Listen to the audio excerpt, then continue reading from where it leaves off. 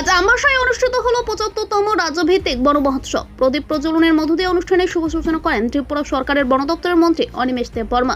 অনুষ্ঠানে অন্যান্যদের মধ্যে উপস্থিত ছিলেন বিধায়ক মনোজ কান্তি দেব, পল দাংশু, চিত্তরঞ্জন দেব বর্মা, নন্দিতা দেব বর্মা রিয়াং, স্বপ্না দাসপাল সহ অন্যান্য অতিথিবৃন্দ।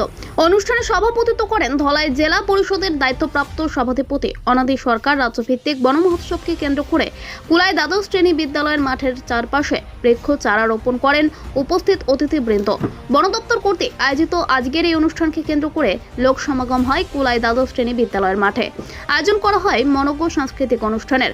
সংবাদ মাধ্যমের মুখোমুখি হয়ে উদ্বোধক তথা বন দপ্তরের মন্ত্রী বলেন, মানুষ গাছের চারা লাগাতে পারে, বন সৃষ্টি করতে পারে না। তাই এমতো গাছের চারা যেমন লাগাতে হবে, ঠিক একই রকমভাবে বনকে রক্ষা করার আহ্বান জানান। রাজ্যভিত্তিক বন মহোৎসবকে কেন্দ্র করে ব্যাপক সাড়া পরিলক্ষিত হয়। এই বন মহোৎসবকে কেন্দ্র করে আজ সকালে বন দপ্তরের উদ্যোগে অনুষ্ঠিত হয় একটি সচেতনতামূলক র্যালিও। উৎসব এখানে আমবাসার কুলাই দ্বাদশ শ্রেণী বিদ্যালয়ের প্রাঙ্গণে অনুষ্ঠিত হচ্ছে এবং বন মহোৎসব উপলক্ষে বন দপ্তর থেকে রাজ্যের সকল অংশের মানুষকে আন্তরিক শুভেচ্ছা এবং ভালোবাসা জানাচ্ছি। এবং এই বন মহোৎসবের মাধ্যমে আমরা একটাই মেসেজ দিতে চাই যে মানুষ বন তৈরি করতে পারে না। আমরা একটা বাগান তৈরি করতে পারি, কিন্তু বন মানুষ তৈরি করতে পারে না। কিন্তু বনকে আমরা রক্ষা করতে পারি।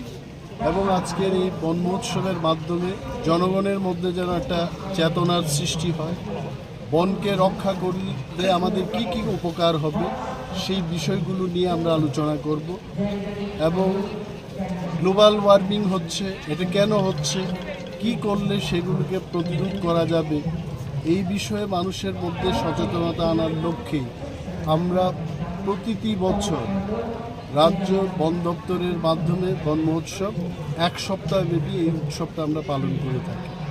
এবং সমস্ত অংশের মানুষ, school children, colleges, teachers, Professor's, বিজ্ঞানী, সাহিত্যিক, শিল্পী, সর্বস্তরের মানুষের কাছে আমরা আপিল করব, চলুন সবাই মিলে বনকে রক্ষা করি এবং সমৃদ্ধ ত্রিপুরা গড়ি।